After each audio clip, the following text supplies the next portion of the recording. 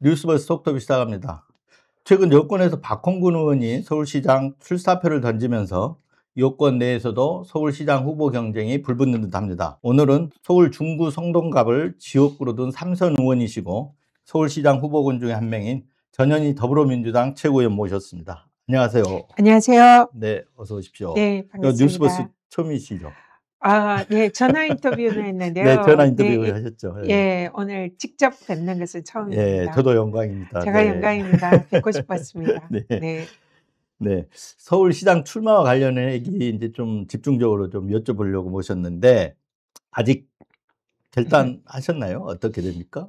음, 결단 아직 지금 네. 이제 결단은 지금 한 상태고요. 네. 금요일 날 최고위에서 정청래 당대표께서 네. 이번에 시장 출마를 위해서 또 장도의 길을 나가는 최고위원들에게 그동안 수고하셨다. 네. 이재명 정부의 탄생의 선봉장이었다. 네. 예, 그러면서 이제 앞길을 축하를 해주셨습니다. 사실 의원님이 선봉장이셨죠. 네.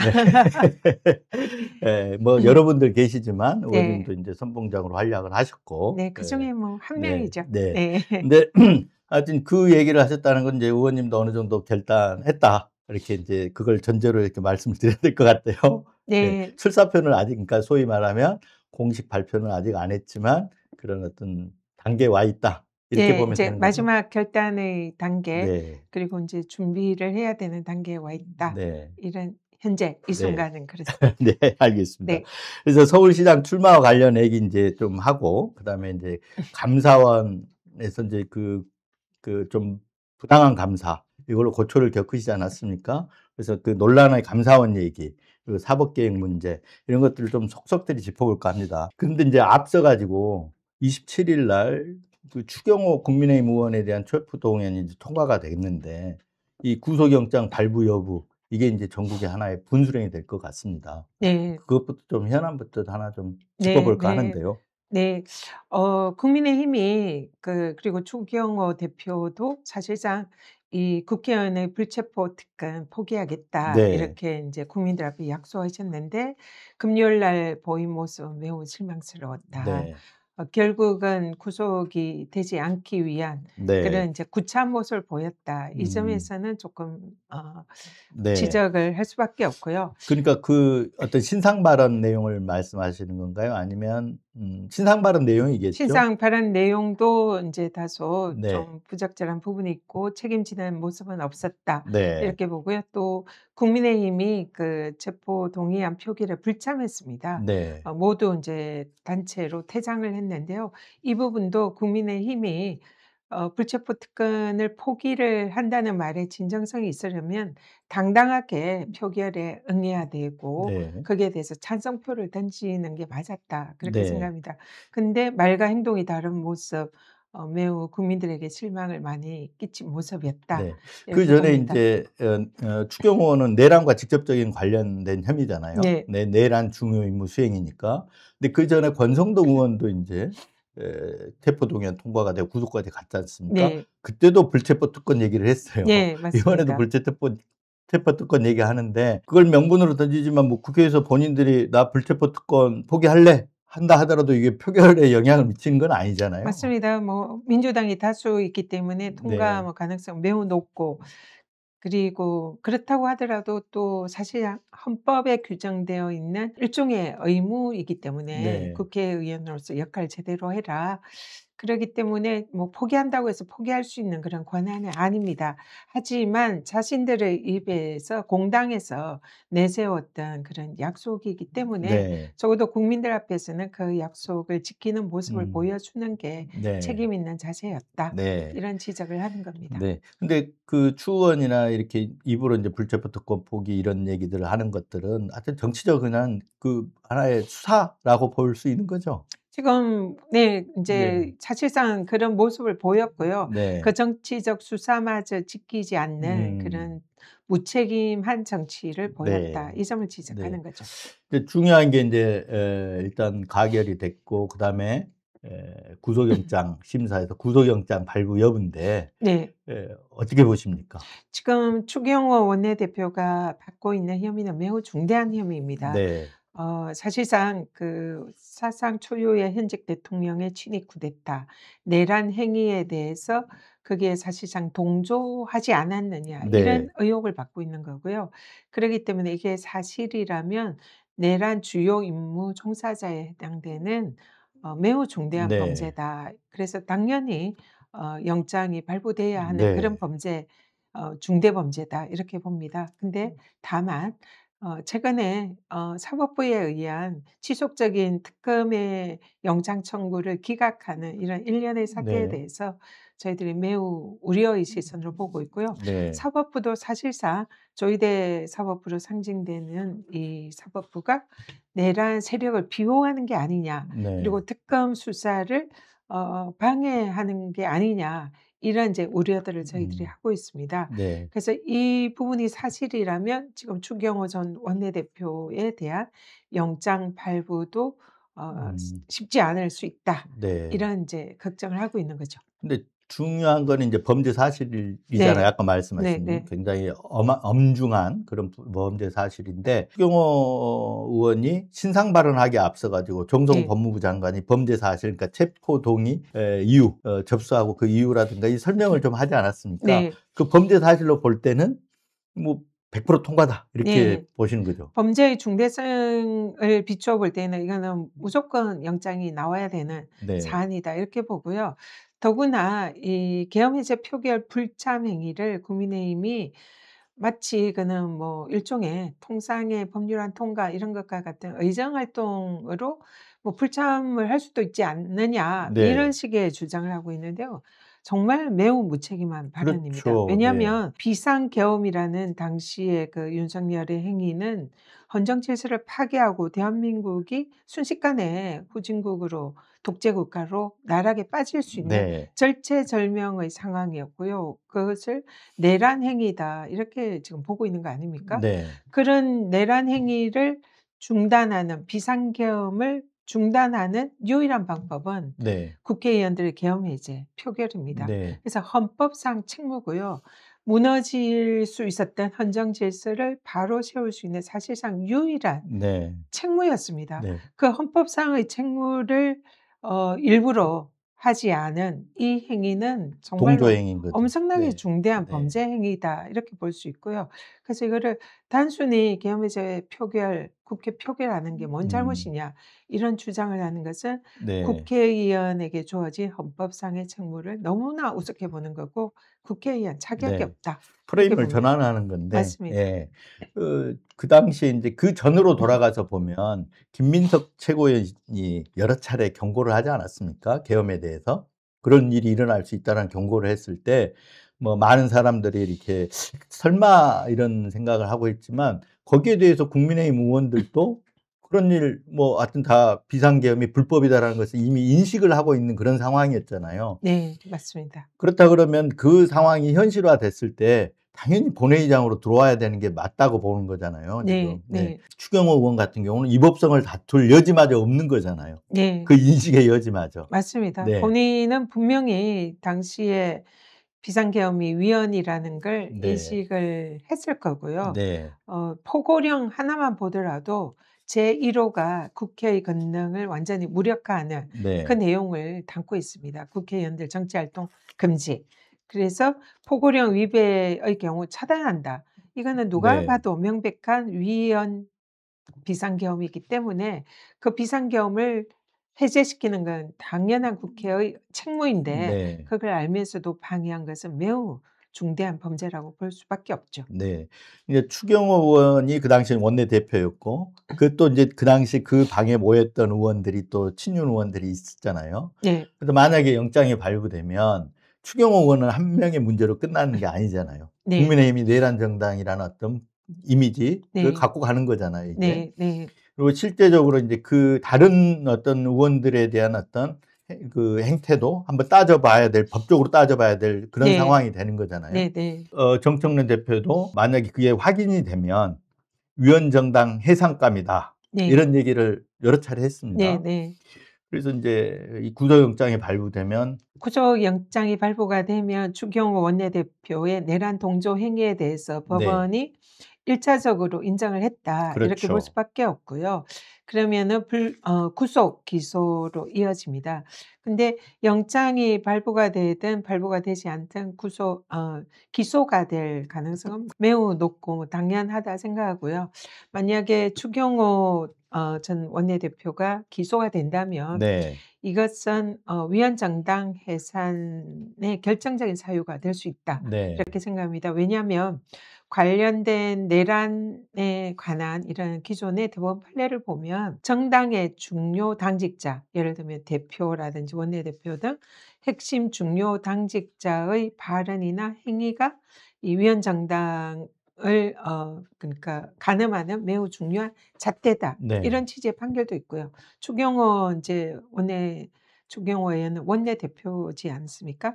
그러니까 국민의힘을 사실상 대표하는 지위에 있었습니다. 네. 그러한 사람이 이 자당의 국회의원들과 함께 내란에 사실상 네. 동조했다라는 것을 법원이 인정을 하는 거고 특검이 인정을 하는 겁니다. 네. 그렇기 때문에 기소가 된다면 위헌정당 해산 사유가 될 수밖에 없다. 네. 그리고 지난 통진당의 위헌정당 해산 사유를 보더라도 네. 그때는 내란의 예비업무 예비인무. 예.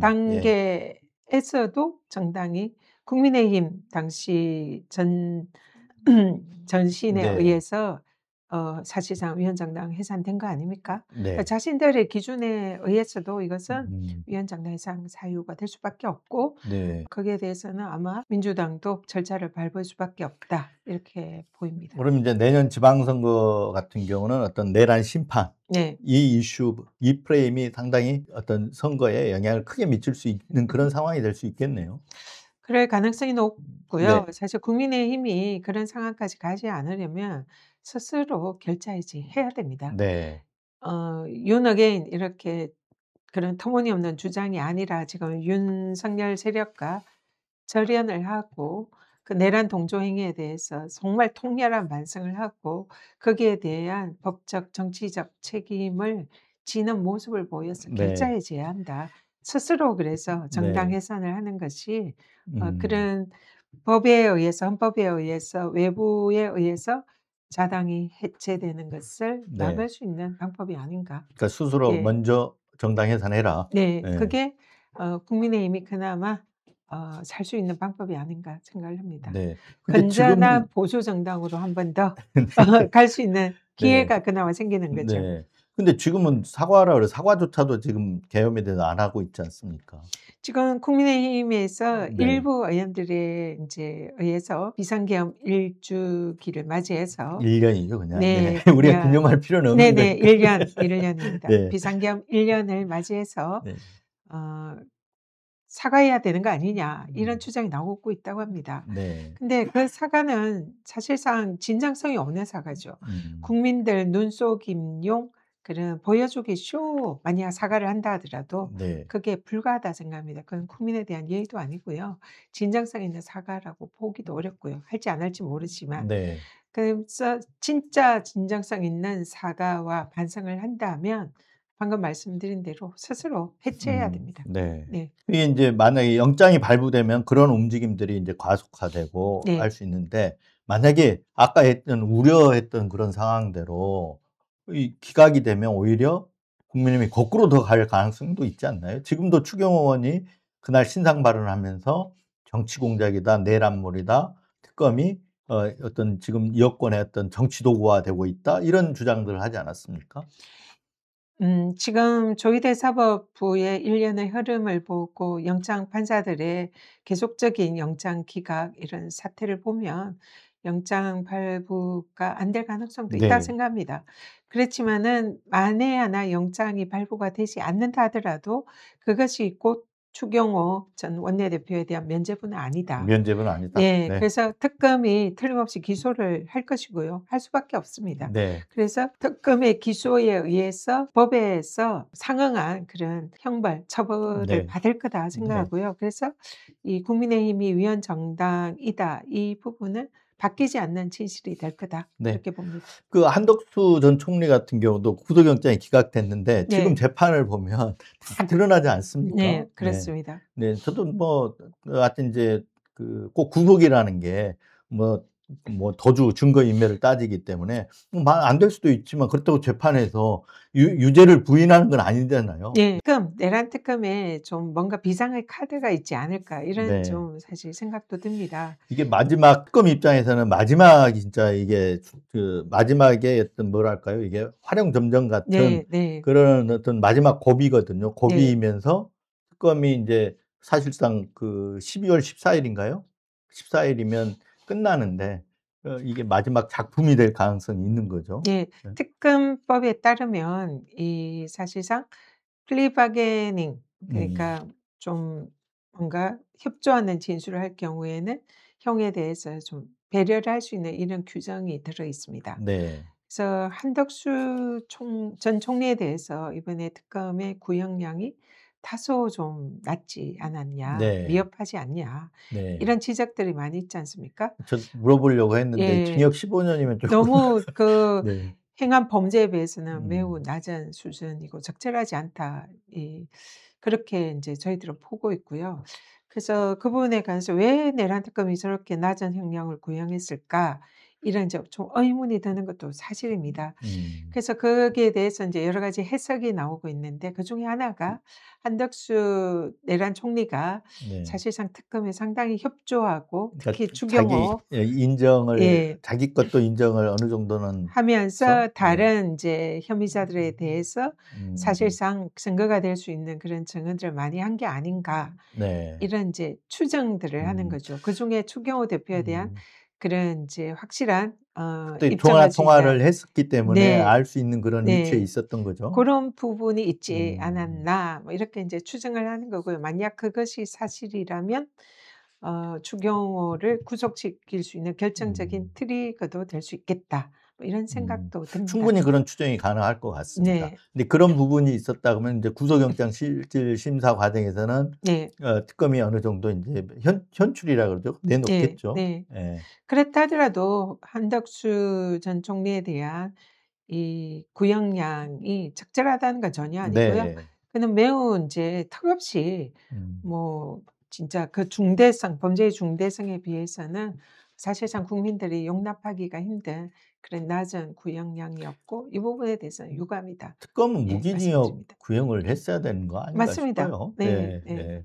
저도 좀 의외였어요. 저 정도면 그러니까 내란을 막을 수 있는 유일한 사람이라고 특검이 규정을 인정을 했잖아요. 했습니다. 네. 하고 그런데도 안 하고 동조를 했다. 이렇게 된다 그러면 사실 무기징역을 구형해도 특검 입장에서는 당연히 그렇게 해야 되는 것 같은데 국민들의 어떤 네. 뭐 법감정이라든가 네. 이런 걸 고려하더라도 그렇게 했어야 되는데 쪼끔 아쉬운 감이 있습니다. 네. 맞습니다. 지금 내란 속의 윤석열은 사형까지 구형이 가능한 그런 네. 범죄이고요. 그리고 한덕수의 경우에도 지금 사실상 그 내란 혐의의 2 인자다라고 특검이 인정한 거 아닙니까? 그렇다면은 거기에 걸맞는 구형을 했어야 됐었다. 네. 이런 점을 분명히 지적을 합니다. 만약에 인제 우려했던 대로 기각이 되면 아까 인제 물론 불구속 기소라든가 이걸 하겠지만 기각이 되면 이 조희대 대법원 체제에 대한 어떤 사법개혁 움직임이라든가 이런 것들도 좀 가속화될 수 있겠다 이런 생각이 듭니다. 맞습니다. 조희대 지금 사법부에 대해서 굉장히 국민들의 우려와 불신이 매우 높고요. 네. 일부 뭐 조사에 따르면 사법부에 대한 신뢰가 추락이 된 것이 국회에 대한 신뢰보다 더 낮다. 음. 뭐 이런 것도 있더라고요. 네. 그러니까 그만큼 사실은 법원이라는 존재가 가장 국민들의 신뢰를 받아야 그렇죠. 되는 그런 기관임에도 불구하고 조희대 사법부 이래에 국민들이 사법부를 불신하기 시작했습니다. 이거는 매우 뼈아픈 대목이고요. 네. 조희대 대법원장이 정말 반성하고 음. 책임져야 되는 부분이다 생각합니다. 네. 뭐 아시다시피 내란 속의 윤석열에 대해서 구속 취소를 법원이 석방을 사실 시켰고요. 네. 뭐 적시한 거 안 한 이제 검찰의 잘못은 차치하더라도 법원의 일차적인 책임이 있는데 그것 자체가 사상 초유였고 음. 이어서 우리 이재명 당시 대선 후보에 대해서 사상 초유의 최단기간 네. 파기환송 유죄 취지 판결을 했는데 그것이 사실상 기록도 제대로 읽지 않고 네. 판결을 했다라는 게 드러나고 있지 네. 않습니까? 처음부터 의도해서 이재명 후보를 대선 후보 자격을 박탈하려고 한 거 아니냐 이런 네. 비난을 뭐 뭐 들어도 할 말이 그런 정황들이 사실상 예. 있었죠. 거기에다가 지금 계속 특검 수사에 대해서 사실은 특검 못지않은 책임감을 가지고 이 사안에 임해야 되는 게 법원인데 네. 사실 일반 사건들보다 더 영장을 기각을 많이 음. 해요. 또 법원이 지금 재판 지연을 하면서 직위원재판부가 자칫하면 지금 윤석열 다시 또 풀어주게 생겼습니다. 그럴 네. 가능성이 높고요. 네. 이런 상황에서 추경호에 대한 음. 영장마저 기각을 한다면 이제 국민들의 사법부에 대한 인내는 네. 더 이상 참을 수 없는 폭발 지점까지 올 거다 이렇게 봅니다. 네. 사실 윤석열 같은 경우 직위원 재판장이 이미 풀어준 거예요. 그랬잖아요, 네. 구속 네. 취소해서. 맞습니다. 사실 특검이 재구속을 해 가지고 지금 구속 상태에서 재판을 받는 거지, 내란 혐의로는 이미 불구속 상태에서 재판을 받는 거잖아요, 그 혐의에 대해서는. 맞습니다. 네. 네. 다른 지금 이제 특수공무집행 방해나 네. 이제 체포 네. 방해한 거라든가 이런 부분으로 지금 구속이 다시 돼서 수감된 상태인 거죠. 네. 1월 18일인가요? 구속 만기가? 네. 맞습니다. 네. 예. 근데 일반 이적죄 지금 추가 기소된 부분이 있지 네. 않습니까? 네. 뭐 그걸 다시 구속영장 청구하면 그것도 100% 나올 가능성이 있는 거잖아요. 그래서 일반 이적죄가 내란죄 못지않게 매우 중요하죠. 위중한 예 위중하죠. 엄청난 중대 범죄입니다. 그리고 북한에 무인기를 보내서 도발을 해서 네. 사실상 계엄의 정당성을 확보하려고 한 거 아니냐. 왜냐하면 비상계엄의 요건이 전시 또는 네. 이에 준하는 비상사태거든요. 그러니까 북한에 무인기를 보내서 북한이 뭔가 인제 그게 상응하는 도발을 한다면 그걸 빌미로 네. 계엄을 하려고 했던 이런 의도가 아닌가 이렇게 음. 인제 보는 거죠. 네. 그래서 자신의 정치적 이익을 위해서 대한민국의 군사적 이익을 해치는 행위를 했기 때문에 이게 네. 이적죄다 이렇게 음. 보는데요. 이 범죄 행위는 사실상 그동안 판례가 일단 축적이 별로 되어 있지 어. 않고요. 좀 그런 어떤 전례가 있을 가능성이 예. 예. 좀 없잖아요. 네. 굉장히 낯선 네. 범죄입니다. 네. 그러다 보니 또 어쨌든 음. 북한과 관련되어 있어 가지고 뭐 북한을 수사할 수 있는 것도 아니고 그러다 보니까 이 범죄의 유죄 입증이 상당히 쉽지 않은 그런 범죄거든요. 네. 그래서 그런 문제도 있고 또 지금 법원의 일련의 이런 사태를 볼 때에 영장 기각을 음. 할 가능성도 있지 않느냐. 아. 즉 이거 우려가 있는 겁니다. 그렇죠. 우려가 있죠. 만약에 영장이 네. 근데 발부가 안 되면 그렇죠. 1월 윤석열 18일 지나면 내보내 줘야죠. 석방됩니다. 예. 예. 석방되기 때문에 지금 그래서 조희대 사법부에 대해서 음. 국민들이 더 이상 용납할 수 없다. 이런 이제 불만이나 네. 우려가 나오는 게 너무나 당연한 상황인 거죠. 그 부분도 향후 정부에 큰 변수가 될 수 맞습니다. 있겠네요. 네. 네. 이거는 뭐 아직 뭐 인제 원래는 조희대 직위원 재판부가 12 월까지 재판을 끝낸다 그랬잖아요. 네. 근데 지금은 다시 또 늘어져 가지고 2월 선고로 가 버렸단 말이에요. 네. 지금 그래서 이 직위원 재판부가 말씀하셨다시피 윤석열을 석방한 재판부잖아요. 그렇죠. 그 석방한 재판부가 지금 재판을 지연을 하고 있잖아요. 네. 그래서 구속 기간 만료 전에 사실은 판결 선고를 해야 돼요. 그렇죠. 얼마든지 할 네. 수 있었습니다. 지금 이진관 재판장이 네. 그 한덕수 전 총리 재판하는 거 보면 내란 재판 6 개월 안에 일심 끝낼 수 있는 그런 상황이라는 걸 알잖아, 네. 국민들도. 네. 국민들은 집중적으로 신속 심리를 하면은 네. 얼마든지 그 이전에 재판을 마치고 선고를 할 수 있는데도 직위원 재판부가 이번에 인제 법정 태도를 보면 네. 사실상 이게 중요한 사건으로 생각을 안 하는 것 같아요. 음. 그냥 레크레이션 사회자처럼 그 네. 법정 지휘를 하고 있고요. 네. 그냥 가볍기가 그지없습니다. 저도 보고 좀 분통 터질 때가 네. 많습니다. 그래서 지금 직위원 재판부 하는 걸 보면 그리고 재판을 계속 그 지연을 하는 걸 보면 지난번에 1차 석방에 이어서 이번에 구속 기간 만료 이후에 판결 선고를 하면서 2 차로 석방해 주려는 거 아니냐. 음. 이런 인제 걱정이 너무 많이 되는 겁니다. 처음에 뭐 네. 구속 취소한 재판장이기 때문에 네. 국민들이 당연히 그런 우려를 하는 거죠. 네. 네. 저도 인제 알아보니까 직위원 재판장이 네. 재판도 그렇게 하는데 이 재판을 아까 인제 오락사회 보듯이 한다고 하지 네. 않았습니까? 근데 오락사회는 잘 본대요. 법원에 레크레이션 행사가 있으면 사회 전문이라고 하더라고요. 저도 그 얘기를 들었거든요. 네네. 저도 근데 그 그렇게 얘기를 들었습니다. 웃긴대요. 네. 네. 그래서 야, 근데 재판을 거의 비슷하게 그걸 인제 그 내란 재판임에도 네. 불구하고 '그렇게 생각하는 거 아닌가?' 그런 생각이 들 정도로 재판을 그렇게 하고 있으니까 재판을 보는 국민들이나 뭐 저도 그렇지만 이 좀 분통이 진짜 터지잖아요. 분통이 터지죠. 그리고 또 우려되는 점이 조희대 대법원장이 이 지기현 재판부에 뭐 이 사건을 음. 몰아준 거 아닌가 이런 음. 의혹이 제기가 되고 있거든요. 충분히 그럴 수 있죠. 네. 지금 법원 내에 전담 재판부가 이미 있고요. 네. 지금 지기현 판사는 보건 식품 의료 전담 음. 재판부입니다. 네. 그리고 지금 이진관 부장판사는 부패 선거 범죄 전담 음. 재판부입니다. 그래서 지금 이 사건이 네. 처음에는 법원이 무작위 배당을 했다고 주장을 합니다. 네. 그런데 저희 법사위에서 그 인제 추적 끝에 이 사건이 중요 사건으로 음. 지정이 돼 가지고 네. 사실상 무작위 배당이 아니라 지정 지정 배당을 한 음. 그런 인제 정황이 있습니다. 네. 윤석열은 이 처음에 인제 김용현에 대해서 배당이 됐고요. 네. 그다음에 윤석열은 이거 비슷한 사건이다 해서 배당된 지기현 재판부에 지정 배당한 거 이거는 저희들이 확인을 했습니다. 그러니까 김용현 먼저 네. 들어가고 근데 그 예. 네 맞습니다. 근데 그럼 김용현이 지정 배당을 했냐 무작위 배당을 했냐. 네. 법원 주장은 무작위 배당을 했다고 주장을 합니다. 근데 법원에 적시 처리 필요 중요 사건 음. 지정이라는 제도가 있어요. 네. 그 사건으로 이 사건을 묶었어요. 음. 그 사건으로 지정이 되면 통상 지정 배당을 원칙적으로 한다고 그 합니다. 지정 배당은 누가 합니까? 형사수석이 합니까? 형사수석 부장이? 거기에 인제 배당하는 그 법원장 음. 책임으로 인제 하겠죠.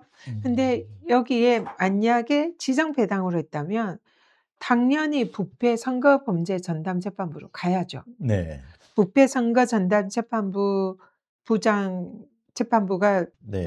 중앙 법원에 여러 네. 재판부가 있어요. 음. 근데 거기에 여러 전담 재판부가 있음에도 불구하고 보건 의료 전담 재판부에 이 사건을 보냈다. 네. 이거는 의도가 있는 걸로 볼 수밖에 없는 음. 거죠. 그래서 이 부분이 진상이 명백히 밝혀져야 됩니다. 그러니까 저는 이제 그런 생각은 좀 해 봐요. 좀 이런 부분이 좀 취재가 돼야 될 부분 중에 네. 하나가 지기현 재판장과 조희대 대법원장의 관계 네. 이런 플러스 구속 취소 결정이 있기 전에 지기현 재판장과 조희대 대법원장의 통신 기록 이런 것들을 한번 좀 볼 필요가 있겠다. 궁금해요, 사실. 저는 네. 뭔가가 있었을 거라고 생각이 네. 드는데 궁금한데 좀 한번 들여다볼 필요는 있겠다는 생각이 드는데 뭔가 있었을 것 같다. 쉽지 네. 않은데. 그런 내란 수계를 네. 그 또 사상 초유의 통상은 일로 계산하는데 하필 요 사건만 시간 계산을 해서 풀어 네. 줬다. 이거는 상정불허 의논 없이 과연 가능했을까? 이런 의심이 당연히 드는 네. 거죠. 그렇죠. 그 네. 이후에는 또 다 일로 계산을 하고 있다고 합니다. 네. 네. 그래서 지금 이걸 인제 특검에 시민단체들이 많이 조의대 뭐 이런 사법의 내란 동조 행위 의혹에 대해서 고발 조치를 했고요. 네. 저희들이 그런 부분에 관해서 특검에 음. 지금 수사를 강력히 촉구하고 있는데 특검이 좀 아직 움직이지 않고 있습니다. 그러니까 결론은 아까 인제 그 무작위 배당은 아니고 지정으로 해 가지고 나름대로는 그런 정황들은 지정 재판에서 지기현 재판부에 줬다. 이런 정황들은 지금 나왔다라고 볼 수 정황들은 있는 거잖아요. 나왔는데 법원이 부인을 하고 있으니까 거기에 대해서 진상 규명을 할 네. 필요가 있다는 겁니다. 네. 필요하죠. 네. 네. 자, 오늘 뭐 인제 현안 얘기하다가 쪼끔 시간이 쪼끔 길어졌는데 일단 본론으로 들어가서 서울시장 출마와 관련한 얘기 좀 들어보고 싶습니다. 우선 박홍근 의원 출마 선언하고 서영교 의원, 박주민 의원, 김영배 의원 그리고 박용진, 홍익표 전 의원 그리고 정원호 성동구청장까지 이렇게 출마 채비를 하는 것으로 지금 알려지고 있는데 이제 아까 의원님도 나설 걸로 예상이 되거든요. 그 경쟁이 지금 막 불붙는 상황인데 이런 다른 후보들 제가 금방 거명했던 그런 후보들과 비교해서 나만의 경쟁력 이런 것 좀 있으시면 좀 말씀 좀 해 주시죠. 아직 지금 아직 인제 출마 선언이나 네. 뭐 이런 거는 공식적으로 말씀을 드리지는 않은 상태고요. 네. 여러분들의 말씀을 듣고 있는 현재 상태입니다. 네. 근데 지금 많은 분들이 저보고 "출마를 해 달라." 이런 요청이 지금 많이 있죠. 있습니다. 그러니까 최근에 서울 시민 1,299 명이 인증샷으로 해 가지고 모자이크 같은 거 붙여서 인증샷으로 해서 그 출마 요청을 했다는 얘기도 뉴스에 있던데. 네. 네. 저도 인제 최근에 알았는데요. 저를 인제 출마를 해 달라 제가 좀 아직 네. 결심을 못 하고 있으니까 음. 답답하셨는지 출마 요청을 인제 한 분 한 분이 릴레이로 출마를 요구합니다. "출마해 주세요." 뭐 이런 거를 사진을 찍어 가지고 음. 계속 인제 SNS에서 릴레이 출마 네. 요청을 인제 하셨다고 합니다. 제가 출마 요청을 하신 분들이 음. 1,299 명이고 지금 또 계속 늘어나고 있고요. 네. 그걸 모아서 인제 제가 며칠 전에 그걸 모아서 인제 모자이크 사진을 합성한 걸 보고 네. 굉장히 좀 마음에 울림이 컸고 감동이었고 이렇게 결심을 굳히는 계기도 네. 되셨을 것 그래서 같은데요. 이런 네. 막중한 책임감을 느꼈습니다. 그래서 결코 그 요청을 섣불리 생각해서는 안 되겠다. 네. 예. 그런 생각을 하고 있습니다. 그 인제 오세훈 지금 현 시장 그 명태균 게이트에 걸쳐서 검찰 특검 조사도 받고 그래서 이런 사법 리스크가 인제 어떻게 결론이 날지 모르지만 어쨌든 간에 현재까지는 오세훈 서울시장이 가장 강력한 국민의힘의 유력 후보다 이렇게 볼 수 있을 것 같아요. 네. 결국은 오세훈 꺾을 한 방이 필요한데 뭘 좀 준비하고 계시는 게 있으세요? 일단 오세훈 시장은 네. 사실 '전시 행정의 달인이다.' 음. 이렇게 생각합니다. 그것도 본인의 비용으로 하는 게 아니라요. 네. 서울 시민들의 혈세를 이용해서 자신의 정치적인 입지를 넓히기 위한 그런 도구로 사용을 하고 음. 있다 해서 매우 부적절하다. 이 부분은 반드시 못하도록 막아야 된다. 그런 음. 생각이 들고요. 오세훈이 전시 행정의 달인이라면 저는 사실상 국민 속을 파고드는 음. 실질적으로 국민들의 눈물을 닦아주는 그런 네. 행정을 했던 네. 사람입니다. 그렇죠. 권익위원장 말씀하시는 네네. 거죠? 네. 제가 국민권익위원장을 그 어떤 직책보다 보람 있게 생각을 하고 '저 개인으로서는 가장 영광스러운 자리였다.' 이렇게 생각을 하는데요. 그 이유는 국민권익위가 국민들의 민원을 네. 해결하는 주무부처입니다. 음. 그래서 국민신문고라는 정부 플랫폼 네. 아시죠? 네. 여기에 한 해 몇 명 정도 거기 방문하고 민원을 해결하는지 아세요? 아 저는 뭐 그것까지는 조사를 못 해 봤습니다. 네. 제가 있을 때 네. 한 해 1,000만 건 오. 그리고 제가 마무리할 즈음에는 한 해 1,500만 건에 가까운 국민들의 미 민원을 처리하는 그러니까 플랫폼입니다. 권익위에 그 정도 한 네. 해 1,000만 에서 1,500만 건의 네. 민원이 쏟아져서 들어왔다 이런 네. 얘기잖아요. 그렇습니다. 네. 그래서 그 국민권익위원회는 국민신문고를 운영하면서 국민들의 1,000만 건 이상의 민원을 처리하는 주무부처이고요. 네. 이것을 단지 그냥 온라인상에서 해결하는 것이 아니라 권익위원장은 저는 현장을 다니면서 전국 방방곡곡을 다니면서 국민들의 목소리를 직접 네. 청취하고 국민들의 그 민원, 어려운 애로사항을 해결하기 위해서 각 정부 부처랑 협의를 하고 음. 소통을 하면서 현장 소통형 네. 정부 부처 협의, 민원 해결을 3 음. 년 동안 제 네. 업으로 해 왔습니다.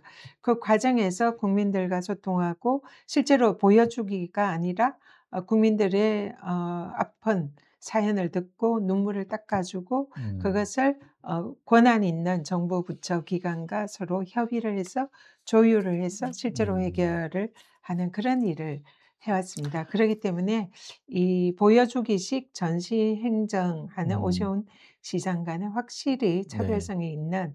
현장형 음. 민원 해결 네. 행정 전문가다. 이게 네. 인제 강점이다 네. 생각합니다. 의원님 계실 때는 권익위 기사라든가 이런 게 언론에도 많이 이렇게 부각돼서 나왔던 기억이 있습니다.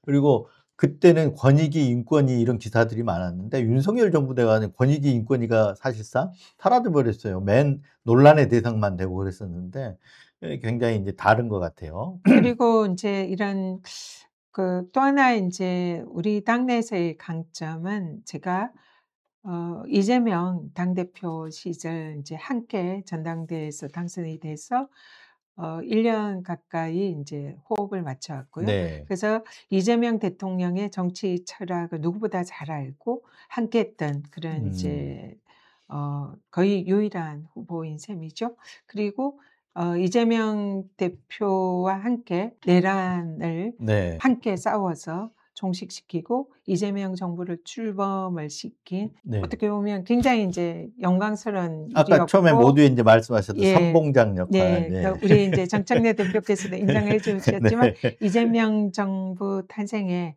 음. 가장 선봉장 역할을 했다. 그런 측면에서 인제 당의 개혁, 이걸 상징하는 인물일 수 있고요. 네. 그래서 우리 당의 지방선거에 후보를 나서려면 그런 우리 격동의 그 음. 일련의 내란 종식, 그러니까 이재명 정부 탄생이라는 이 일련에 가장 음. 앞장서서 함께했던 그런 게 가장 중요한 인제 그런 부분이 예 자질이다. 고려돼야 충분히 예. 고려돼야 되는 예. 부분이죠. 그런 생각이 듭니다. 그리고 인제 또 하나는 우리 민주당 후보로서 서울시장이 되려면은 서울이 지금 상당히 보수화가 되어 있지 않습니까? 네. 보수화가 되어 있어서 지난 대선 때도 사실 우리 이재명 후보께서 서울에서는 1대1 보수 대 진보로 음. 만약에 표를 계산한다면 네. 사실상 보수에 못 미치는 그런 이제 성적을 냈습니다. 그래서 음. 서울에서 내년에 지방선거에서 1대1로 보수 대 진보 대결이 이루어진다면 쉽지 않은 음. 구도다. 이런 점이 있고요. 네. 그렇다면은 제일 중요한 것은 강남권의 네. 표심을 얼마나 가져올 수 그렇죠. 있느냐. 이게 가장 음. 결정적인 변수다 중도 생각합니다. 확장성 그리고 네. 합리적 보수를 견인해내는 네. 그런 어떤 것들이 요인들이 좀 필요한 거죠. 네. 그리고 실제로 그 한명숙 전 총리께서 서울시장 출마를 하셨을 때 당시에 22개 전 지역에서 승리를 했습니다. 음. 근데 막판에 3개 강남 3구 지역에서 표 차이가 너무 많이 네. 나 가지고 패배했던 뼈아픈 기억이 있습니다. 음. 그래서 고런 점을 고려를 할 때에 이 강남 3 구에서 얼마나 표를 많이 가져올 수 있느냐, 네. 여기에 내년 지방선거의 승부처다 이렇게 네. 보고요. 그 점에서는 제가 아시다시피 강남에서 네. 민주당의 현역 정치인으로는 네. 최초로 네. 지금 이제 당선됐고, 그때 당시에 거의 51.8 인가요? 52%에 가까운 표로 승리를 네. 했었거든요. 그래서 그 부분에 있어서는 우리 당 후보 중에 어떤 가장 강 앞서는, 강남 3 구의 네. 민심이라든가 이런 어떤 바로미터가 되는 부분들을 이렇게 체감하고 계시는 거네요. 네. 가장 앞서는 네. 좀 중도 확장성 그 음. 소구력, 네. 이런 점이 강점이 있지 않을까 네. 생각합니다. 그 부분 인제 그 중도 확장성 문제라든가 이 부분 또 뒷부분에서 한 번 더 여쭤보기로 하고요. 이번 인제 지방선거 굉장히 이재명 대통령한테 중요하잖아요. 맞습니다. 국정 네. 안정을 시키고 이렇게 하려 네. 그러면 지방선거에서 반드시 민주당에서는 승리를 해야 되는 거잖아요. 네. 그리고 서울시장이야말로 완전히 거기 또 상징성이 있는 곳이고 제가 보기에는 또 임기가 6월 3일 선거잖아요. 네. 대통령 선거도 6월 3 일이었잖아요. 네. 네. 맞습니다. 임기가 똑같아요. 네. 대통령은 남은 임기, 네. 지방단체장은 새로 시작하는 지방단체장은 과 대통령 임기가 끝나는 지점이 똑같거든요. 그러면 '대통령과 호흡도 아까 말씀하셨지만 굉장히 중요할 것 같다.' 이런 생각도 네. 들거든요. 네. 네. 그래서 이재명 당대표 시절 1년 가까이 네. 직원에서 인제 호흡을 맞췄고, 누구보다 대통령님 국정 철학을 이해하고, 그냥 안 봐도 지금 대통령님께서 무슨 생각을 하고 있을지 네. 그걸 인제 저는 알 수가 있습니다. 그리고 또 대통령님께서 늘 하신 말씀이 있어요. "행정의 본질은 민원 해결이다." 이 네. 부분에 있어서는 저와 정치 음. 철학이 완전히 일치합니다. 그래서 당대표 시절에 이 국민신문고를 더욱 고도화해서 AI 신문고를 만들어서 국민들의 민원을 해결을 하자, 네. 이런 거에 대해서도 대화를 많이 나눴고요. 실제로 그래서 이번에 국정과제에 포함이 돼서 현재 AI 신문고로 고도화하는 걸 추진을 하고 있습니다. 네. 그래서 대통령님과 개혁에 관한 이런 생각, 그리고 국민들의 민원을 해결하는 것이 행정의 본질이라는 생각, 네. 이런 여러 가지 측면에서 거의 뭐 생각이 완벽하게 저와 일치하고 만약에 서울시장이 되면 국무회의에 참석을 합니다. 네. 바로 대통령님 곁에서 네. 또 국무회의의 일원으로서 또 음. 함께 하거든요. 그런 측면에서는 좀 가장 제가 네. 강점이 있지 않나. 누구보다 대통령님과 호흡을 잘 맞출 수 음. 있는 그런 후보지 않나 이런 그렇죠. 생각을 그건 합니다. 굉장히 중요한 부분이죠. 차기 지방자치단체장, 특히 서울시장. 예. 그런데 이제 중요한 건 당내 경선을 일단 넘어야 되고 그다음 네. 본선 또 넘어야 되는데 아까 본선에서는 강남 3 구에 어떤 굉장히 내가 소구력 있는 후보다. 이런 얘기를 인제 하셨는데 우선은 당내 경선 뛰어넘으려 그러면 뭐 외부 차출설도 지금 나오고 그래요. 김민석 총리 같은 경우는 이제 최근에 광주 방문도 하시고 그래서 이게 당대표를 염두에 둔 것도 있지만 혹시 이 서울시장 이것도 차출 이런 어떤 것과 연결되어 갖고 보는 시각들도 있고 그러거든요. 이 외부 차출 가능성 어떻게 보십니까? 총리님과 인제 저는 뭐 굉장히 가깝고 네. 또 최고위원으로서 함께했지 않습니까? 그래서 현재도 뭐 공식석상 또 사석에서 뭐 자주 뵙습니다. 그래서 총리님의 생각을 어느 정도 인제 음. 저는 짐작을 하고 있는데요. 지금 총리님의 행보는 일단 기본적으로 항상 그런 말씀하세요. 총리의 음. 정치적인 행보는 대통령님에게 달려 있다. 네. 대통령님의 뜻에 따라야 되고 그것이 총리의 책무다. 그래서 '먼저 내가 뭘 하겠다.' 이런 생각을 전혀 네. 하시지는 않습니다. 그거는 분명하고요. 그리고 지금 이제 여러 가지 행보가 '서울시장 염두에 두는 거 아니냐.' 이런 지적이 있는데 네. 오히려 그것보다는 '총리로서 음. 해야 할 일을 지금 그 직책을 다하고 있는 거다.' 네. 이렇게 봅니다. 네. 근데 대통령 입장에서 아까도 얘기했지만 지방선거가 중요하기 때문에 네. 뭐 예를 들어서 이재명 대통령이나 어떤 당 지도부가 네. 외부 차출을 결정할 수도 있잖아요. 그런 경우는 어떤 입장을 취하실 것 같아요? 만약에 네. 지방선거에서 승리할 수 있는 분이 있다면 저는 음. 누구라도 네. '그분을 모셔야 된다.' 저는 그 생각을 하고요. 제가 서울시장 출마를 결심을 한 것도 이 지방선거가 너무 중요하고 '서울의 승리가 절대절명의 민주당의 과제다.' 네. 말씀하신 대로 지방선거에 특히 서울에서 승리를 해야만이 우리 민주당의 재집권, 정권 재창출이 네. 가능하다. 가장 그래서 핵심적인 지역입니다. 그러기 음. 때문에 서울의 승리를 할 수 있는 후보가 나서야 되는 거는 우리 당 입장에서 너무나 당연하고요. 네. 그것에 대해서는 모두가 동의하고 열려 있다 이렇게 생각합니다. 다만 그럼 서울의 승리를 하는데 관건이 뭐냐? 제가 강남에 선거를 해 봤지 네. 않습니까? 강남의 심리나 음. 그 주민들의 그런 여러 가지 네. 생각 이런 걸 우리 음. 당 정치인으로는 가장 잘 알고 네. 있다라고 말씀드리고요. 그러면 강남에 어떤 후보가 먹힐 것이냐 이게 너무나 중요합니다. 그러면 오히려 생활 밀착형 아까 말했던 강남 민원 해결형 주민들이 좋아하는 유형의 정치인들이 있습니다. 아. 그러니까 네. 의원님은 인제 거기서 당선이 되셨으니까 제가 당연히 그런 해당이 될 표심을 테고. 잘 아는 거죠. 그 표심을 잘 읽는 거죠. 그래서 강남 3 구에서 민주당 후보로 나왔을 때에 어떤 후보가 가장 강남의 민심에 음. 부합하고 표를 얻을 것인가 이 기준을 생각하면 됩니다. 네. 그랬을 때에 어떤 후보를 이렇게 인제 대입을 시켜서 보면 답이 나올 거다 어떤 생각합니다. 기준이 적용이 됩니까? 강남 주민들은. 예. 제가 뭐 그걸 인제 제 입으로 말을 하기가 그러니까 어려운데요. 소위 말하면 거물급 유명하다고 해서 스타급이라고 해서 이렇게 강남 상구들이 이렇게 무조건 좋아하는 건 아니다 이런 얘기시잖아요. 아 딱 아까 그러니까 네. 역대 우리 대선에서도 강남에서는 표를 못 얻었던 경우가 많거든요. 네. 이긴 경우가 잘 음. 없고요.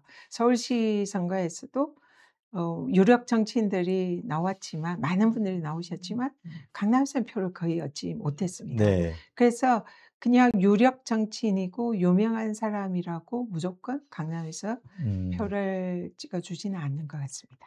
그러니까 아까 인제 말씀하신 대로 이렇게 들어보면 서울이 보수화돼 있고 네. 그러기 때문에 이런 어떤 중도 확장성이 중요하고 합리적 보수층까지 끌어안을 수 있는 이런 부분이 인제 그런 어떤 소구력을 가진 사람이 가장 민주당의 어떤 뭐랄까요? 그 적합한 후보가 될 수 있다 이런 얘기신 것 지금 같은데요. 현실적으로는 네. 강남 선거를 가장 잘 아는 제 네. 입장에서는 실제로 강남 선거에 나가 가지고 이겨 본 사람이 음. 사실 저밖에 없지 않습니까? 네. 우리 현재 민주당에서는. 네. 근데 그때 제가 나왔을 때 결코 유명한 정치인이 아니었습니다. 네. 그런데 왜 강남 사람들이 저한테 표를 줬는지 그런 걸 인제 제가 분석을 해 보는 거죠. 네. 그래서 그런 중도 확장성의 방법 어떤 전략이 있는지를 여쭤봤는데 말씀을 잘 안 하시는 거 그걸 보니까 인제 이게 선거 전략의 굉장히 중요한 부분인 것 같아요. 어떻습니까? 강남이 사실상 지역주의가 좀 음. 강합니다. 그래서 그런 부분 때문에 좀 민주당의 표가 인색한 이런 측면이 분명히 있고요. 네. 또 하나는 강남의 그런 인제 그 인구층의 비율을 봤을 때 음. 전문직들이 많습니다. 전문직 그리고 네. 지역주의라는 건 어떤 선민의식 뭐 이런 그런 건가요? 것도 있고요. 네. 그냥 이제 호남과 또 음. 영남의 비율을 볼 때에 영남세가 굉장히 인제 우세한 네. 곳이죠. 음. 물론 인제 충청세도 강하지만 뭐 그런 측면도 있고요. 그리고 전문가를 선호합니다. 그래서 네. 이게 인제 의사라든지 뭐 음. 변호사라든지 전문가 직종에 대한 그 인제 다 그런 음. 분들이 좀 네. 집중해서 모여 있는 곳이 좀 강남권이고요. 네. 하여튼 뭐 그러니까 또 아 학벌 뭐 이런 거에 예. 대한 좀 집착도 있는 하여튼 그런 그쪽의 네 부분이 민심이라든가 이런 건 잘 네네. 읽고 있다. 네. 그래서 누구보다도 강남 그 아까 말했던 대로 굉장히 네네. 합리적 보수층을 껴안지 않으면 네네. 승리하기 어려운데 그걸 강남층의 어떤 그 보수층, 합리적인 보수층이라고 할 사람들을 네. 끌어안을 수 있는 소구력이 있다. 뭐 제가 뭐 그렇다고 말씀드리기는 어렵고요. 네. 근데 인제 제가 승리를 한 경험이 있기 때문에 네. 제가 당시에 분석을 했을 때는 그것이 인제 제 승리의 요인이었다. 네. 이렇게 인제 보고 있어서 실제로 이 부분에 관해서 좀 약간은 부합하는 후보를 음. 내는 것이 강남 승리 내지는 네. 표심을 좀 더 많이 가져올 수 있는 요인이 음. 될 수 있겠다. 그런 생각을 합니다. 네. 의원님 지금 이제 최고위원직 아직 맡고 계시잖아요. 네. 그러면 이게 만약 선거에 출마를 하게 되면 이 사퇴 시한이 있지 않습니까? 네 최고위원직. 네. 그 12월 3 일까지로 알고 있는데 네. 그 최고위원직들 중에서 의원님 말고도 여러분이 선거에 지금 지방선거에 염두에 두고 결심을 그러니까 막 하기 전 단계에 계시고 하려고 하신 분들이 있을 것 같아요. 근데 만약에 이게 당 지도부가 최고위원들이 뭐 한 5명 이상이 선거에 뛰어들겠다 하면 당 지도부가 지금 약간 붕괴되는 그런 비상 상황이 될 수도 있는데 지금 그런 상황입니까? 어떻습니까? 지금 현재는 네. 그 지방선거에 출마 의사가 있고 최고위원 사퇴를 지금 이제 생각하는 분은 현재 제가 알기로는 3분 정도로 네. 알고 있습니다. 그래서 지도부는 그대로 갈 네. 가능성이 높고요. 크게 문제는 없는 것 음. 같습니다. 그래서 뭐 인제 언론에서는 비대위로 가는 거 아니냐 이런 분석 기사도 있어서 한번 여쭤봤는데 네. 일단은 그 정도까지 상황 아니고 최고위원들이 나가는 분도 계시지만 네. 그 정도 상황까지는 가지 않겠다. 이렇게 네. 정리할 수 네 맞습니다. 있겠습니다. 지금 인제 최고위원들이 저 포함해서 네. 저도 인제 제가 가장 필요한 역할이 뭘까 당을 위해서 네. 선당우사의 자세로 그랬을 때에 제가 강남에 출마할 때도 똑같은 음. 생각이었습니다. 강남에 출마할 때 저는 제가 당선된다는 생각은 하지 않았어요. 네. 왜냐하면 거기는 불가능한 지역이었고 역대 뭐 당선된 예가 민주당 당시 정치인으로서 없었기 때문에 그래서 제가 강남에 출마를 결심을 했던 이유는 다른 지역으로 그때 "공천을 주겠다. 좀 쉬운 음. 지역으로 이렇게 출마를 해라." 이런 권유를 지도부로부터 당시에 많이 받았습니다. 네. 그래서 쉽게 당선할 수 있는 지역으로 얼마든지 갈 수 있었고 선택을 할 음. 수 있었지만 제가 떨어질 것이 거의 명백한 강남을 선택했던 음. 것은 제가 선당우사의 자세로 제가 가장 쓰임새가 있는 역할을 해야 되겠다. 그래서 떨어지더라도 명분 있게 네. 떨어지겠다. 네. 그렇게 하고 그게 우리 당의 지역주의와 계급주의를 깨는 데에 '강남은 음. 민주당 안 돼.' 이런 것을 깨는 데에 네. 제가 뭔가 일조를 할 수 있고 '마중물이 되겠다.' 이 마음으로 강남에 출마를 음. 결심을 했거든요. 제가 '강남에 당선되겠다.' 이런 뜻이 네. 전혀 근데 아니었습니다. 그때 비결은 뭐였습니까? 그래서 그때 제가 예. 사실상 아까 말씀드린 음. 그 강남 주민들이 좋아할 수 있는 음. 요소들, 네. 그거를 좀 더 많이 집중적으로 그러니까 선거 공약이라고 해야 되나요? 그런 걸 어 공약도 예. 중요한데, 강남 주민들은 당시에 제 느낌에 음. 어차피 저에 대해서, 민주당에 대해서 뭐 음. 관심이 없기 때문에 민주당이 어떤 공약을 네. 하는지 여기에 대해서 별 기대가 없었던 것 같아요. 그리고 그때 당시는 제가 19 대에 이미 인제 낙선을 해 가지고 네. 그 국회의원 현직이 아닌 상황에서 무명의 정치인에서 강남에 네. 도전을 사실상 한 셈이죠. 네. 그러니까 저에 대해서는 민주당의 유력 정치인도 아니고 뭐 대선 음. 후보급, 뭐 시장 후보급, 뭐 아니면 총리급 이런 네. 인재가 전혀 아니었죠.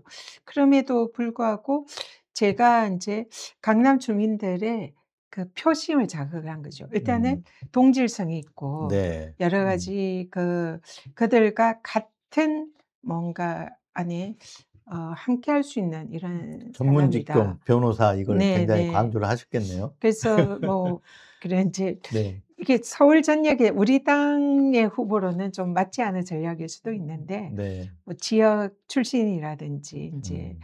그런 전문직이라든지 또 학력이라든지 저의 지나온 그런 전문직으로서 여러 음. 가지 뭐 교수라든지 이런 경력들, 치과의사, 변호사 이런 경력들이 강남 주민들에게 굉장히 소구력이 있었던 것 같습니다. 네. 그래서 당시에 학부모님들이 자녀들을 데리고 우리 음. 사무실에 엄청 많이 찾아왔어요. 네.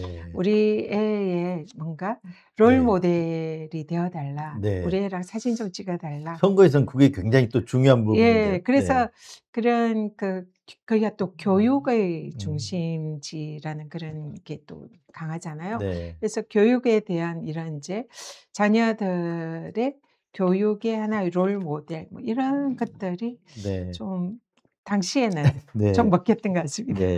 네. 뭐 지금도 인제 그런 걸 따진다면 굉장히 부동산 이슈 같은 것도 굉장히 중요할 것 같아요. 네네. 근데 아까 인제 오세훈 시장 얘기를 하면서 전시행정이다라고 얘기했던 것들 중에 최근 종묘합 개발 가지고 인제 논란이 좀 되지 않았습니까? 이런 것들이 있는데 오세훈 시장의 어떤 부동산 정책하고 관련해 가지고 인제 그러니까 어떤 부동산 이슈 이 부분 어떻게 뭐 갖고 계신 게 있나요? 그러니까 오세훈 시장 같은 경우는 좀 개발 논리로 인제 가는 거지 않습니까? 예. 저는 서울에 개발이 필요하다 네. 생각합니다. 개발에 절대 반대하지 않고요. 오히려 더 적극적인 개발이 음. 필요하다. 재건축, 재개발 더 네. 활성화하고 규제도 대폭 완화해야 된다 음. 생각합니다. 그리고 지금 민간뿐만 아니라 공공의 영역에서도 더 많은 주택 네. 공급 필요하다 생각하고요. 그래서 전반적인 이 부동산에 대한 공급을 확충할 수 있는 재건축 재개발의 활성화, 네. 이게 한 축이 음. 되어야 된다 생각하고요. 또 한 축은 이 공급을 대폭 늘려야 되는데, 이게 네. 인제 재개발 재건축을 통한 공급 확충도 있지만은 실제로 또 공공 부지 등을 활용을 해 가지고 공공의 영역에서 이런 개발을 많이 하는 거, 이것도 매우 필요하다. 네. 더 많은 주택을 공급해야 된다. 근데 그렇게 많이 공급하려면 그린벨트를 좀 풀어야 되잖아요. 서울에 공공 부지를 지금 이제 음. 계속적으로 지금 확인을 하고 있고요. 네. 이런 공공 개발이 가능한, 주택 공급이 가능한 부지가 서울에 꽤 있습니다. 뭐 음. 예를 들면 뭐 차량 기지, 뭐 수서에도 있고 마포 지역에도 있고 차량 기지가 서울 곳곳에 있는데요. 이 차량 기지를 외곽으로 이전을 시키면서 네. 그 부지를 활용한 공공 주택 건립 이런 것도 인제 현실적으로 가능하고요. 또 그 외에도 공공기관이 소유한 공공부지들이 꽤 있습니다. 그런 부분도 주택 공급에 활용을 할 수 있고, 또 말씀하신 대로 그린벨트. 음. 그린벨트는 지금 사실 우리 후세에 물려줄 인제 유산이다, 네. 이런 측면이 있잖아요. 저도 거기에 대해서 적극 공감합니다. 그린벨트는 보존될 필요가 있는데요. 하지만 음. 지금 그린벨트를 해제해서 주택 공급을 해야 할 필요성도 있습니다. 네. 네. 이른바 음. 비닐벨트. 비닐하우스 지어 네. 놓고 녹지도 없이 그걸 그린벨트라고 음. 하고 있는 그런 부분에 대해서 과감하게 규제 해제가 필요하다. 네. 그래서 그런 비닐 벨트를 해제를 해서 거기에 주택 공급을 한다면 지금 서울의 주택 부족을 어느 정도 해소할 수 있다. 그렇게 생각하고요. 또 하나는 제가 국민권익위원장 네네. 때 그 국민권익위는 이런 이제 각 기관에 얽혀 있는 이 민원들을 조정해서 해결을 하거든요. 네. 당시에 대한항공에서 코로나 때문에 네. 회사가 유동성이 비행기를 해외여행을 안 하니까 비행기를 안 타니까 네. 회사가 인제 유동성이 떨어져 네. 가지고 거의 부도 위기에 네네. 몰렸습니다. 그때 당시에 그래서 대한항공이 그 부도 위기에 처하니까 유동성을 확보하기 위해서 대한항공이 소유했던 네. 송현동 네. 부지 아시죠? 네. 거기에 무슨 그 한옥호텔 제가 한국일보 출신인데 그 한국일보 맞은편이 맞은편에 바로 거기에 담장을 송현동 쳐 부지인데 가지고 이렇게 옛날 막아 놓은 네 미 땅. 대사관 네네. 관저가 있던 네. 곳이죠. 거기에 네. 대한항공이 한옥호텔 네. 지으려고 서울시에 여러 차례 인제 시도를 했는데 서울시가 "안 된다. 이거는 공원으로 해야 된다." 해서 개발을 불허를 했습니다. 그러니까 대한항공이 이걸 개발도 못하고 땅만 가지고 있었는데 코로나 때 인제 현금이 필요하니까 이 땅을 네. 팔고 싶었던 거예요, 어차피 개발 못하니까. 네. 근데 이 땅을 누가 사줍니까? 안 사주잖아요. 그래서 권익위에 가져왔습니다. 음. "이 땅 좀 팔아 달라." 네. 자칫하면 국적 항공사가 망할 위기에도 있으니까 우리가 대부분은 일반 국민들의 민원을 해결하지만 이 사안은 예외적으로 네. 이 국적 항공사라는 중요성 때문에 민원을 인제 해결을 음. 하려고 했는데 그 땅을 사줄 데가 없잖아요. 네. 그래서 당시에 인제 권익위에서 아이디어를 낸 게 서울시가 이 땅을 사주면 좋은데 서울시는 그걸 살 만한 뭐 수천억에 네. 달하는 그 돈을 부담할 능력이 안 되고 그러다 보니까 인제 LH를 여기에 합류를 네. 시켜서 LH가 송현동 땅을 사서 음. 서울시가 가진 부지를 등가 네. 교환하는 교환해 3자 줬죠. 교환 네. 그런 방법으로 민원을 해결했습니다. 네. 그래서 서울시에 송현동 부지를 돌려줘서 서울시가 이걸 시민들에게 지금 공원화돼 있죠. 공원화돼 있죠. 네. 그래서 시민들에게 인제 음. 열린 공원으로 개방을 한 그런 네. 인제 시민들에게 윈윈하는 인제 네. 결과를 냈고요. 또 그럼 하나 네. 부지를 교환을 해야 되잖아요. 네. LH에게 돌려준 부지가 어딘지 아세요? 어디입니까? 삼성역 부근 삼성어려운 부지입니다. 네. 서울시 소유 네네. 부지를 LH가 그 음. 부지를 교환 거기도 등가 강남의 교환. 상당히 강남의 노른자의 한복판이죠. 땅이라고 볼 수 있는 네. 데잖아요. 그래서 제가 주목하는 부분이 네. 이겁니다. 지금 네. 현재 정부의 방침이 LH와 SH에게 땅 장사하지 말고 음. 직접 공급하고 아파트를 건설을 해라. 네. 그래서 여기에 제가 LH에게 삼성의료원 부지를 확보하게 도와주지 않습니까? 네. 그 부지에 공공 음. 주택을 지어서 그것도 굉장히 멋있는 그냥 네. 일반 임대주택 이런 것이 아니라 가장 그러니까 멋있는 아까 삼성의료원 부지 말씀하시는 거죠? 네네. 네. 거기에 초고층으로 그 공공주택을 지어서 네. 그걸 청년들에게 음. 우선 공급하는 네. 그런 식의 인제 청년 주택 부족 문제도 해결할 수 있는 이런 네. 방안도 있을 수 있다. 그래서 네. 그런 것도 고민을 하고 있습니다. 네. 아까 인제 재개발, 재건축 굉장히 활성화시켜야 된다 네. 말씀하셨는데 그 종묘학 개발 문제 지금 네. 거기에 대한 종묘학 개발은 원래는 한 70m 정도 이렇게 돼 있는 거를 갖다 142m 정도로 올렸단 말이에요. 네. 올려서 개발하겠다. 네. 그런데 그걸로 지금 이제 논란이 네. 붙었었는데 거기에 대해서는 어떻게 생각하세요? 종묘는 아시다시피 우리나라 유네스코 문화유산 1 호입니다. 그리고 조선 왕조 500 년에 그 왕가, 왕비들 그리고 우리 그 민족의 정기랄까 혼이 네. 서려 있는 신성한 장소죠. 그래서 문화유산 1 호가 된 거고요. 이 가치는 돈으로 환산할 수 없다 생각합니다. 네. 그래서 이거는 조선 왕조뿐만 아니라 지금 현 세대, 후손 세대까지 우리가 정말 영원히 물려줘야 할 네. 반드시 지켜야 할 문화유산입니다. 그래서 여기에 그럼 만약에 140m에 달하는 초고층 개발을 할 경우에 사실상 유네스코에서 문화유산 취소할 가능성이 매우 높다 네. 생각합니다. 세계적인 예를 보더라도요. 독일의 쾰른 대성당이라든지 네.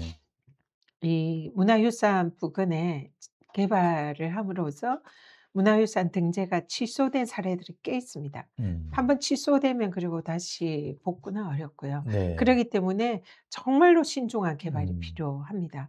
저는 개발 반대하는 게 아니에요. 네. 이 문화유산과 공존할 수 있는 개발이 음. 필요하다. 네. 그러면은 이 문화유산의 경관 그리고 역사 문화적인 가치를 훼손할 수 있는 초고층 개발, 수직 네. 개발이 아니라 수평적인 개발도 얼마든지 가능하다. 그렇게 생각하고요. 또 무엇보다 어쨌든 인제 거기에 개발을 함으로써 개발을 할 수 있는 그런 동력, 음. 그러니까 뭔가 수익이 나야 된다 뭐 이런 또 지적을 할 수도 있잖아요. 근데 그게 단지 초고층 개발을 함으로써 수익을 낼 수 네. 있는 건 아니다. 왜냐하면 최근에 지금 서울의 오피스에 그 임대를 내놓은 이런 데 되게 많습니다. 네. 지금은 재택근무도 활성화되어 있고요. 네. 온라인 뭐 이런 비즈니스가 너무나 활성화돼 있어서 네. 오프라인의 오피스의 수요가 계속 떨어지고 있고요. 네네. 그래서 공실 많죠, 네 지금. 공실이 예. 엄청 많습니다. 그래서 그런 공실이 또 대량 생길 수 있는 그런 가능성도 있고요. 네. 그래서 오히려 그 세운 상가라는 가치를 살릴 수 있는 개발이 음. 저는 필요하다 생각합니다. 네. 동대문 패션상가 좀 돌아보신 게 있더라고요. 네네. 네. 그래서 그 아까 말씀하시는 부분하고 연결이 될 것 같긴 네 한데 네. 서울의 대표적 문제가 하나가 강남 강북의 어떤 불균형 발전 이런 네 거 네. 아니겠습니까? 네. 그래서 강북 발전, 청사진 이런 것도 굉장히 다음 시장한테는 네. 중요할 것 같아요. 네. 근데 종묘앞도 지금 강북에 있는 거고요. 네. 그래서 이런 부분 연결지어 한번 말씀해 주시는 것도 괜찮을 것 네. 같습니다. 그래서 단지 그런 콘크리트 빌딩만 높이 짓는 그런 개발이 아니라 네. 가치를 살릴 수 있는 그리고 음. 많은 사람들을 유입할 수 있는 산업으로 성장할 수 있는 이런 개발이 필요하다 생각합니다. 그래서 동대문의 경우에도 마찬가지고요. 동대문이 지금 쇠락하고 있는데 동대문을 K 한류 붐을 음. 살려서 네. 여기서 패션, 문화, 관광 산업의 메카로 만드는 네. 그런 인제 한류와 함께 성장할 수 있는 그런 산업의 중심지, 그래서 서울을 대표할 수 있는 중심지로 만드는 그런 개발이 필요하다. 네. 이렇게 생각을 하고 지금 이제 현장에서도 그런 상인들과 주역들, 봉제 산업들 이런 분들, 패션 디자이너 이런 분들과 소통을 하고 있고 지금 인제 관련된 정책을 준비를 하고 있습니다. 네. 마찬가지로 세운상가의 경우에는 젠슨 황 아시죠? 네. 젠슨 황이 신이 개발한 그래픽 카드를 이 세운상가를 통해서 판매를 하려고 거기에 많이 발품을 팔고 음. 그랬던 곳이 네. 세운상가입니다. 네. 지금 젠슨 황이 전 세계에 이 AI의 네. 사실상 AI 아버지고 전 음. 세계에 가장 이 AI로 상징되는 분이잖아요. 네. 근데 그 젠슨 황이 젊었을 때에 함께했던 곳이 용산 용산 전자상가, 세운상가. 네. 세운자산가입니다. 그런 역사 문화적인 헤리티지 네. 그리고 세운상가가 우리의 개발 시대를 함께했던, 아마 우리 예. 대표님도 세운상가 젊었을 그렇죠. 때 많이 그 이 찾으셨잖아요. 과거 소니 녹음기라든가 이런 걸 예. 좀 싸게 워크맨이요. 살려고 워크맨 맞아요. 사려면 세운상가 예. 많이 갖고 저도 갔죠. 그 네. 워크맨 사러 네. 세운상가에 많이 가셨고요. 또 네. 나중에 그 디지털 카메라 네. 이런 거 구입하러 네. 세운상가에 갔고 요즘은 워크맨 잘 모를 것 같아요. 네. 네. 네. 그치만은 네. 우리나라의 지금 전자산업, IT 산업이 전 세계에 거의 최고를 달리고 있잖아요. 네. 그것이 출발했던 곳이 세운상가잖아요. 네. 그런 역사적인 그리고 대한민국의 개발과 오늘날의 AI 산업의 중심 국가로 성장하는 데 태동이 세운상가에 있습니다. 네. 그러기 때문에 젠선항으로 상징되고 또 그런 우리나라의 AI 산업의 가장 중심, 네. 그것도 저는 그래서 그 수도 서울의 그것도 세운상가다 보거든요. 그래서 젠선항과 함께 AI의 심장, 음. AI의 허브로서의 수도 서울의 가장 상징적인 곳이 세운상가다. 네. 그래서 이 젠선황 헤리티지 뭐 음. 로드라든지 젠선황 AI 뭐 센터라든지 네. 이런 음. 것에 정책적인 뒷받침을 해서 네. 세운상가를 그런 이제 AI의 심장부 메카로 네. 만들면서, 그러면 전 세계에서 젠선황을 동경하는 음. 많은 이 청년 그렇죠. AI 네. 뭐 장학과라든지 음. 그런 청년들이 몰려들 거 아닙니까? 네. 그리고 한국이 또 지금 뭐 AI 산업 세계 3대 강국으로 도약하려고 했고 네. 전선왕이 한국에 GPU 칩을 26만 개 공급한다는 거 아닙니까? 네. 이 모든 것을 음. 다 하나로 모아서 상징화되는 그런 네. 센터로 만들 수 있다.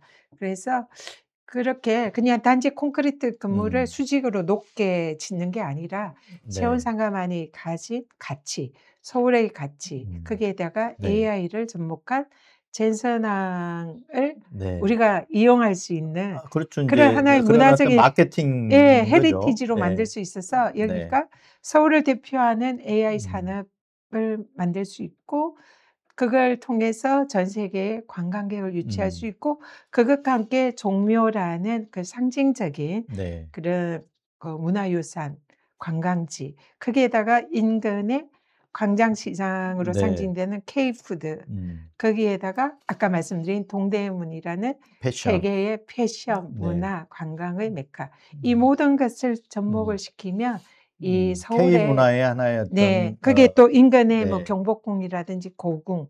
그래서 정말 전 세계인들이 와서 보고 느끼고 네. 또 창업에 대한 인스피레이션 여러 가지 또 젠선왕을 또 생각해 보는 네. 또 AI에 대한 또 한국의 문화, 한국의 패션 모든 걸 누릴 수 있는 그런 네. 하나의 정말 메카로 만들 수 있는 개발이 네. 필요하다. 이런 고민합니다. 단체장한테 예 그런 어떤 능력이 있었으면 좋겠습니다. 그러니까 굉장히 지금 K 문화가 네. 해외에 많이 알려져 네네. 있고 그런데 국내에서 그걸 받아주지 못한다는 생각도 좀 들거든요. 네. 네네. 오히려 해외에서는 더 많이 알려져 있는데 네 네. 국내에서는 그러니까 어떤 그런 케이팝 공연장 하나라도 네. 제대로 된 게 좀 만들어졌으면 하는 저는 그런 생각도 좀 들더라고요. 아레나 네. 네. 있는데 공연장 같은 그런 거 거. 하나를 인제 네. 딱 서울 어딘가에 만들어서 사시사철 뭐 공연이 네. 언제 가도 그런 공연을 할 수 있고 이런 게 지금 다 좀 아직까지 인제 K 문화, K 컬처, K-팝 이렇게 알려지고 있지만 국내에서는 좀 그런 '여전히 부족하다.' 이런 생각이 드는데 네. 그런 측면에서 보면 다음 단체장이 할 일들은 서울시장이 할 일들은 굉장히 많을 것 같다고도 생각이 들어요. 네. 네. 맞습니다. 그래서 아레나 경기장이 지금 하나 창동 지역에 하나 건설이 되고 있는데요. 네. 좀 약간 외곽 지역에 음. 있고 그거 하나로는 좀 부족하지 않느냐. 네. 그래서 '또 건설할 필요가 있다.' 이렇게 생각하고 좀 더 손쉽게 많은 외국인들이나 인제 네. 케이팝 팬들이 활용할 수 있는 이런 사시사철 공간이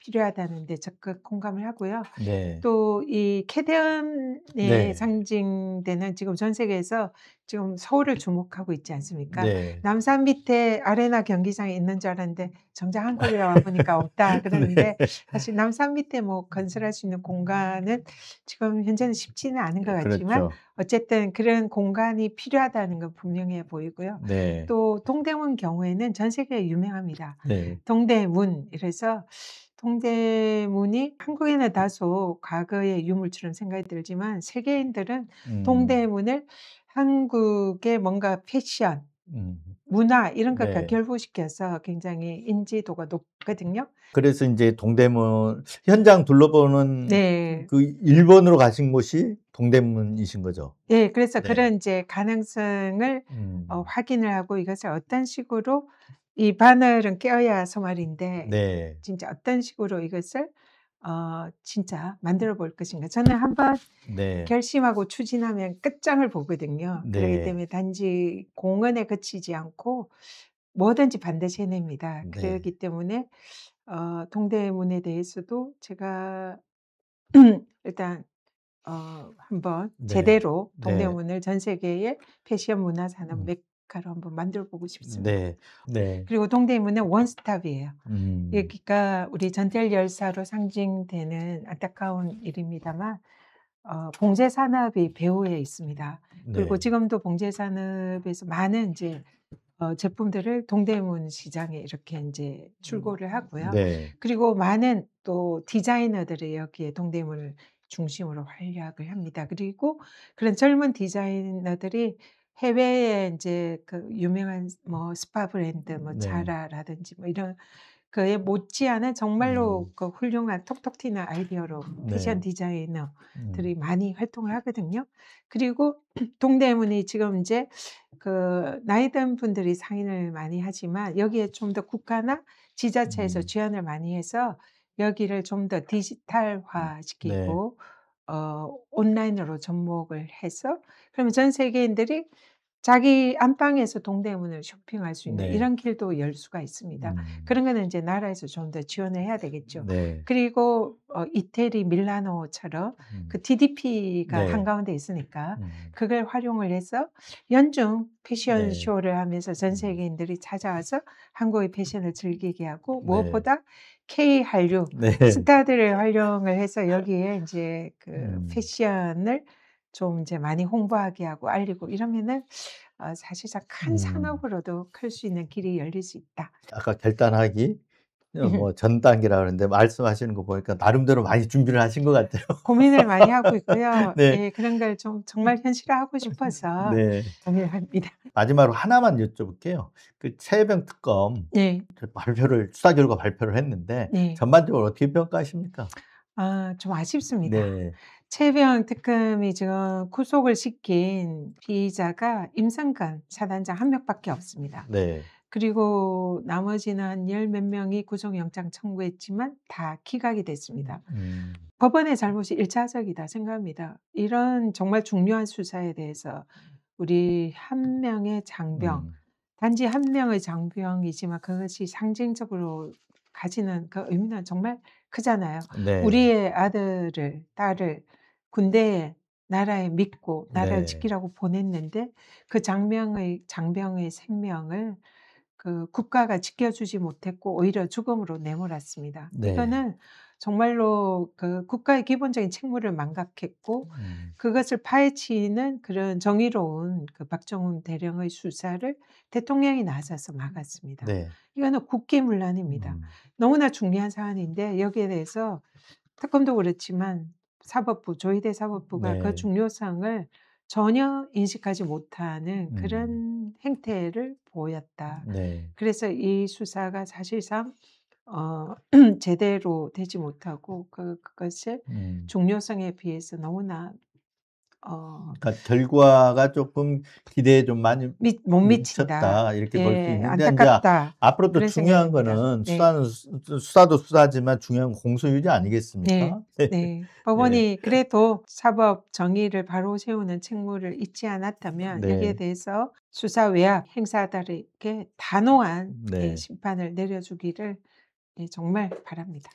다음 주가 되면 의원님이 이제 딱 그 출마 선언할 것 같다는 느낌을 받았습니다. 네. 네. 예. 오늘 인터뷰는 할 정도 있으시고 그래서 마쳐야 될 것 같습니다. 지금까지 내년 지방선거 서울시장 출마에 도전할 것으로 예상되는 전현희 민주당 최고위원 모시고 얘기 나눠봤습니다. 나와 주셔서 감사드린다는 말씀과 함께 오늘 인터뷰 여기서 마치겠습니다. 마음에 드셨으면 좋아요, 구독, 알림 설정 부탁드립니다. 오늘 나와 주셔서 감사합니다. 영광이었습니다. 네. 너무 고맙습니다. 네.